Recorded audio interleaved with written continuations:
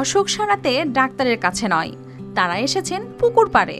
সেখানে আবার ডাব, গাব ও মাটির ঘোড়া ছুড়লেই নাকি মিলছে সুস্থতা। সেই বিশ্বাস থেকেই দূর দূরান্ত থেকে ছুটে আসছেন হাজারো মানুষ, তাও অন্য কোনো সময়ে নয়, শুধুই বৈশাখ মাসে।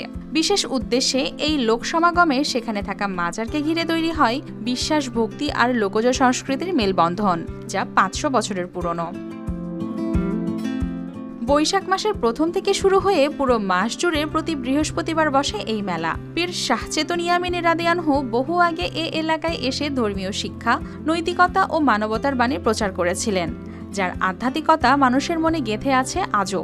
প্রতিদিন এই মাজারে ভিড় করেন ভক্ত ও দর্শনার্থীরা, কেউ দোয়া, কেউ মানত পূরণ, কেউ বা আবার আসেন মানসিক প্রশান্তির খোঁজে।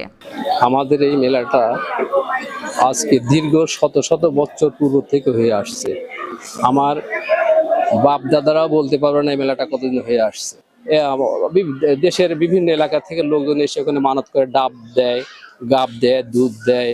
আমাদের এখানে মাজার আছে, মাজারে এসে দান সদকা করে। লোকমুখে শোনা যায় মাজারের পাশের পুকুরে ডাব, গাব মানত করে নিক্ষেপ করলে সেরে যায় শিশুদের নানা অসুখ বিসুখ। বিশেষ করে যেসব শিশু হাঁটতে পারে না, তাদের সুস্থতার জন্য কেউ মাটির ঘোড়া, কেউ দুধ কিনে উৎসর্গ করেন এখানে, যা বয়ে চলেছে প্রজন্ম থেকে প্রজন্মে। 72 ঘন্টা ময়েশ্চার লোক সমৃদ্ধ লিলি বডি ওয়াশ, শিয়া বাটারের গুডনেস স্কিন রিপেয়ার করে রাখে সফট ও গ্লোয়িং। বলছিলাম যে আল্লাহ যদি আমার ছেলের অসুখটা সারায় দেয়, তাহলে ওই দয়া হলি ডাব আর গাব দেবো, আর হলি মাজারে দুধ দেবো। সেজন্যই আসা এখানে।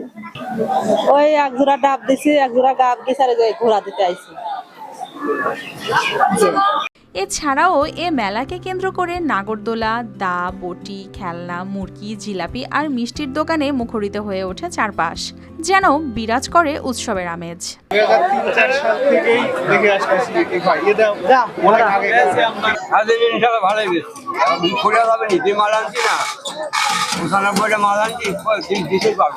তবে এত সবের মাঝেও রয়েছে কিছু সীমাবদ্ধতা, জায়গার সংকট, ভাঙা রাস্তা আর পুকুরে পাকা ঘাটের অভাব ভোগাচ্ছে দর্শনার্থীদের। মাজার কর্তৃপক্ষ জানায় সংস্কার ও উন্নয়নমূলক কাজে প্রয়োজন সরকারি সহায়তা।